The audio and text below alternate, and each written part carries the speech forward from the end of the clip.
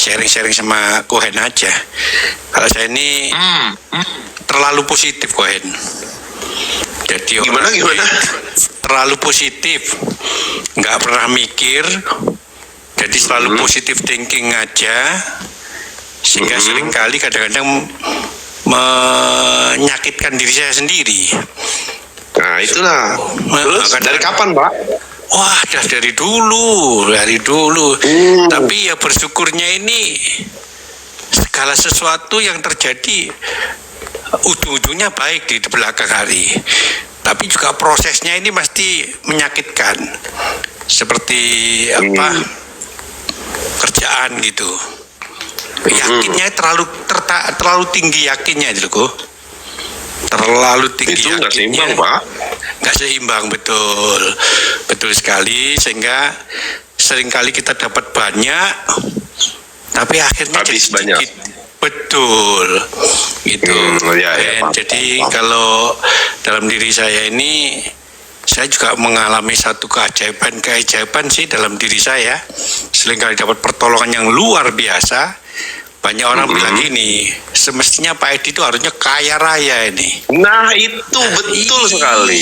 Iya, harusnya kaya raya. Yang bikin nggak kaya itu program di dalam diri Pak Edi sendiri.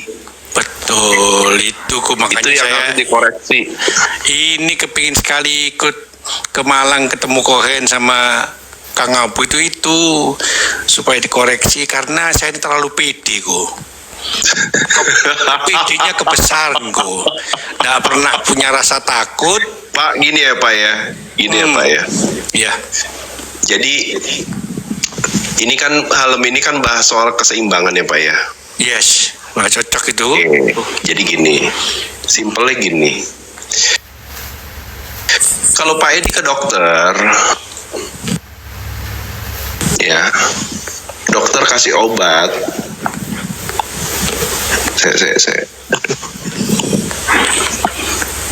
Oke. Dokter kasih obat ya 3 kali sehari. Ya. Oke. Tapi Bapak nih ingin cepet-cepet gitu loh, paham nggak? Ya. Atau kepedean gitu. Ya, bisa jadi 5, bisa jadi 1. Oh, paham nggak? Iya betul. Nah, mau dibilang obat yang menyembuhkan, kalau kurang atau lebih itu jadinya racun, Pak. Betul. Yang terjadi dengan positive thinkingnya Bapak di sini, makanya disebut sebagai toxic positivity gitu loh. Oh, toxic positivity. Paham nggak? Jadi semua dipositifin, Nah, disitulah makanya terjadi yang namanya itu kondisi tidak selaras antara pikiran, itu kan ranah pikiran sebenarnya. Ya. Iya. Kenapa? Karena pikiran itu, baik pikiran dan juga ego, itu bermainnya itu di ranah yang namanya dualitas. Dualitas itu adalah soal 2 kutub. Ada negatif, ada positif.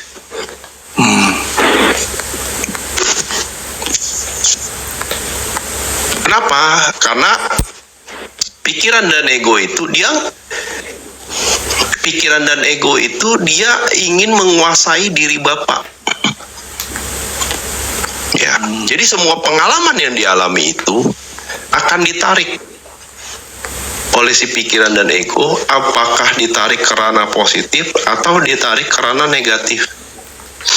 Ini yang bikin Bapak ini nggak seimbang. Dapat banyak nggak bisa disyukuri, dapat sedikit apalagi. Ngerti nggak Pak? Iya. Dapat keajaiban, kok jadinya berkurang nikmatnya, gitu loh. Gitu kan? Iya. Kalau Nah. nikmatnya sih nggak bicara nikmat berkurang, Bu. Rasanya Ya, itu tetapi biasa kalau gitu kita, loh. maksud saya Biasa. gini Pak. Iya, maksud itu toxic positivity tuh. Oh. Gitu loh. Toxic positivity, Padahal Bapak ya. tahu kadar ajaibnya di mana. Betul ya? Iya. Ukuran ajaibnya di mana? Tapi manifestasinya itu di mana gitu loh. Paham nggak? Ada selisih kan? Betul. Nah, toxic positivity itu berusaha untuk menambal selisih itu gitu loh. Padahal kesadaran itu soal penerimaan, Pak. Mau pengalaman buruk, mau pengalaman positif, mau negatif, mbok dialami aja. Pojok ke susu dibawa ke ranah positif terus gitu loh, paham nggak? Oh, iya. Makanya selalu akan ada selisih. Nah, selisih itulah penderitaan. Kenapa dibilang selisih itu penderitaan? Karena antara pengalaman itu, Pak. Ya. Jangan semua dibawa positive thinking, Nanti Bapak tuh tidak bisa menemukan makna sesungguhnya dari pengalaman negatif atau pengalaman yang positif. Iya. Itu kerja si pikiran tuh, menganalisa tuh. Pikiran kita harus menganalisa, Pak. Enggak, kerja pikiran pasti akan menganalisa semua pengalaman yang dialami. Oh gitu. Ya kan? Tetapi selalu dianalisa sampai ke ranah selisihnya gitu loh, penderitaannya nanti gitu loh. Nah, jadi kesadaran itu soal bisa menerima realitas. Kenapa? Karena realitas itu adalah terjadi sesuai dengan izinnya gitu loh, Pak.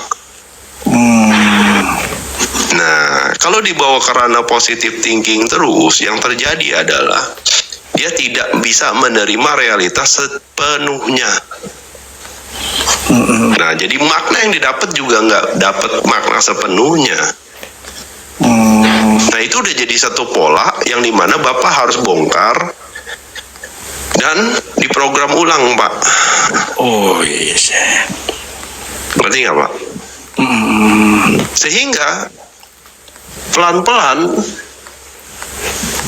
selisih ini nih makin pendek gitu loh, sampai benar-benar nggak ada.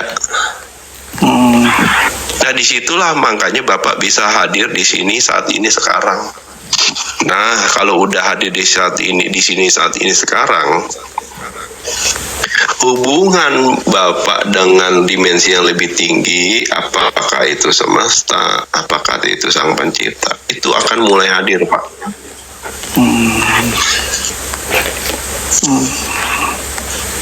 Karena Bapak bisa menerima realitas secara utuh. Iya. Gitu. Ini dengar saya ngomong gini, di dalam diri ada resistensi nggak? Coba dicek, Pak. Ini yang jadi pertanyaan saya ini gini, jadi saya ini paling gampang mendapat, tapi juga paling gampang keluar gitu, Bu. Jadi saya ini kadang-kadang kalau, mohon maaf seperti kerjaan gitu, saya dapat kerjaan yang cukup besar, tapi hasilnya juga cepat lewat aja gitu, Bu. Tapi dalam kesadaran, ya tadi udah bilang yang harus dibongkar tuh dari awalnya dari mana dulu, kok yang perlu dibongkar itu? Yang harus dibongkar itu adalah belief system kalau ini Bapak harus selesain melampaui si pikiran dan ego itu, Pak. Pikiran dan ego. Ya, itu udah jadi program tuh, dapat gampang lepasnya gampang gitu kan. Padahal nggak mikir apa-apa, Bang. Iya memang, tapi di bawah sadar karena toxic positivity itu. Oh, itu. Paham nggak? Bapak selalu positif. Nah, itulah yang nanti jadi yang namanya program di bawah sadar. Sekarang pertanyaan saya gini, Pak. Kalau Bapak bilang dapatnya gampang, terus hilangnya gampang, pertanyaan saya kalau Bapak nanti dapatnya sedikit gimana? Dapatnya sedikit, ya nggak merasa, ya biasa, merasa cukup aja.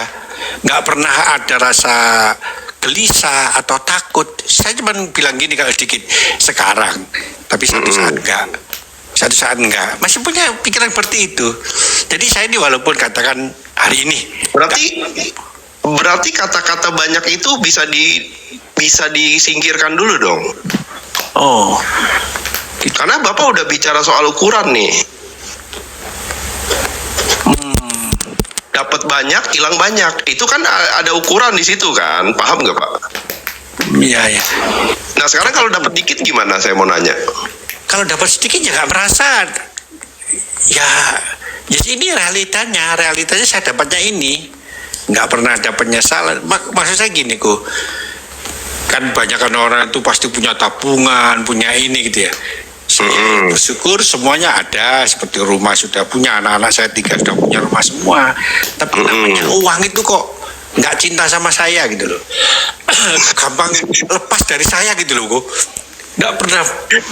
Iya makanya kalau Bapak bilang itu aja, iya. Gini loh, makanya kan harusnya kan selaras antara pikiran, ya, di antara pikiran, antara keinginan dan juga dengan realitanya gitu loh, paham nggak sih Pak? Iya betul. Harusnya kan selaras nih, mau dapat banyak, mau dapat sedikit, ya wes. Tapi kan permasalahannya kan Bapak masih mempertanyakan kenapa ya saya dapat banyak tapi hilang banyak gitu loh, ngerti nggak? Iya betul. Artinya kan ada sisi yang di mana di ranah belief system Bapak itu belum bisa menerima itu secara utuh gitu loh. Oh. Ngerti nggak Pak? Betul iya. Dan dianggap sebagai masalah. Ini saya masalah loh, makanya harus tanyakan ke saya, harus tanyakan ke Kang Abu gitu loh. Nah karena dalam konteks penerimaan itu, kalau Bapak bilang kalau saya dapat sedikit saya bisa terima aja, ya wis nggak apa-apa Pak. Artinya selesai di situ Pak. Nggak ada masalah mau dapat banyak hilang banyak pun gitu loh. Oh gitu ya. Iya. Tapi kan Bapak kan mempermasalahkan itu kan di awal, dianggap sebagai masalah bagi Bapak gitu loh. Nah ini yang harusnya, ya ini yang sebenarnya harus dibongkar menurut saya. Harus dibongkar, iya. Harus dibongkar, dipertanyakan ke dalam diri, kok gitu, kok bisa ya gitu loh. Saya jadinya yang harusnya saya kalau dapat dikit saya bisa penerimaan, kenapa dapat banyak itu saya hilang banyak, jadi nggak bisa nerima gitu loh. Kan menarik tuh sebenarnya ya. Iya. Nah itu menarik gitu, sampai ada kata-kata nih kayaknya duit, kayaknya uang nih nggak sama saya nggak. Nah itu nah itu analisa, itu pikiran lagi Pak. Dia memprediksi Pak gitu loh, nganalisa loh Pak. Iya kok nggak betah sama saya gitu loh. Karena kalau di konsepnya sudah penerimaan, nggak ada labeling itu Pak. Oh, gitu Bang ya. Iya dong. Bener nggak? Mau dapat banyak wes tak syukuri, mau nggak dapat ya disyukuri, mau dapat sedikit juga disyukuri, di penerimaan gitu loh. Iya. Makanya saya mau bergabung itu supaya uang itu suka sama saya, terus kalau dapatnya banyak, keluarnya juga secukupnya aja, jangan banyak-banyak, ada yang ketinggal gitu loh kok semuanya. Nah itu soal manajemen menurut saya. Manajemen juga. Bagaimana Bapak memanage itu, gini loh Pak ya, uang itu kalau dari konteks kesadaran itu energi Pak. Energi, betul. Oke. Ya. Coba ya diikutin dulu ya. Jadi ujungnya adalah manajemen energi Pak. Saran saya gini Pak, kalau Pak Edi bisa jadi jalur ya untuk penerimaan energi itu, kenapa nggak diolah, di manage untuk diputar lagi, balik lagi Pak? Caranya gimana? Caranya adalah ya lewat kacamata spiritual. Nah, kan ada tuh yang namanya hukum tabur tuai itu, ya kan? Ya, betul. Ya. Nah, coba Bapak tuh menggunakan energi itu untuk diputar lagi masuk ke ranah hukum tabur tua itu, Pak. Nah, jadi jadi menspiritualkan energi itu. Misalnya materi nih, uang nih, ya. Materinya kan uang nih. Oke. Nah, materi uang itu ya Bapak spiritualkan lewat namanya laku. Terserah deh mau sedekah kayak mau apa namanya tuh, mau untuk diri sendiri kayak nggak apa-apa, Pak. Untuk yang penting di manage supaya nanti dia balik lagi, muter lagi, balik lagi, muter lagi, balik lagi, muter lagi, balik lagi, muter lagi. Gitu loh. Iya. Nah, mungkin itulah yang harus Bapak manage di awal. Ya, siap. Ya. Sebenarnya kan polanya ada. Dari dapat banyak, hilang banyak, itu kan ada pola. Nah, ini sebenarnya kalau dibongkar itu ketemu tuh pola itu, Pak. Nanti ujungnya ke sana sebenarnya. Nah, pola yang ditemukan itu begitu dibongkar dia rubah polanya. Begitu dirubah polanya tinggal Bapak praktek. Nah, iya. Siap. Iya. Tapi kalau secara esensi, ya,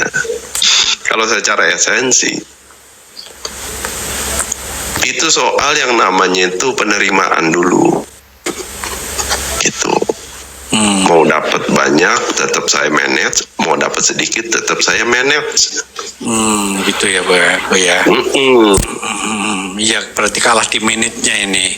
Nah, Energi keuangannya ini yang jadi. Nah, manajemen energinya, Pak. Iya, energi Gitu loh. keuangannya. Ya, siap. Terima kasih. Nah, ya kita nggak usah ngomong sebagai uang lah, sebagai energi aja. dulu lah. Iya, energi aja, betul. Nah, jadi di manage tuh. Nah, kalau Bapak mampu memanage energi itu akan mengalir, Pak. Akan mengalir. Jadi siklusnya berputar terus ya, kok ya? Nah, betul, karena energi itu nggak bisa ditahan, Pak, nggak bisa di hold. Kalau ditahan itu dia ke blocking, Pak. Oh, gitu ya. Dia akan jadi materi itu, dia akan mengeras tuh. Makanya Jadi materi. Contoh ya, Pak ya, kita ngomong energi ya, jangan mau apakah itu ya. Contohnya adalah emosi kebencian, Pak. Ya. Emosi. Begitu dia ditahan di sini, Pak, ya itu bisa jadi penyakit. Karena dia nggak ngerti bagaimana dia menyalurkan itu, gitu loh. Paham nggak, Pak? Merilis itu. Putus dia. Bingung dia, terputus, makanya jadi kanker, jadi tumor. Itu kan energi yang diblok. Kayak selang, gitu ya. Bapak tahan, mampet kan? Ya. Nah, lama-lama ya pecah itu selangnya. Iya. Karena itu soal manajemen energi. Manajemen energi. Wah, ini ada ilmunya sendiri kok ya. Ada nanti Bapak bisa ngolah itu sendiri. Ya itu yang perlu belajar kok. Manajemen energi ini kok. Ya, jadi bisul nanti. Makanya perlu belajar ini di manajemen energi. Karena energinya bocor terus saya ini mungkin ya. Nah, itu dia makanya. Bocor terus, ya. Bocor terus. Yang penting diakui dulu. Iya, mengakui kok. Ini bocor terus energinya. Jangan langsung positif. Wah, ini repot ini. Iya, terlalu positif tok isinya. Terima kasih banyak, Go. Gitu ya. Iya. Semoga. Ya, nantilah pas ketemu kita ngobrol ya, Pak ya. Amin ya. Terima kasih banyak, Go. Siap, sama-sama Pak Edi. Selamat malam. Ya. Selamat malam. Ya.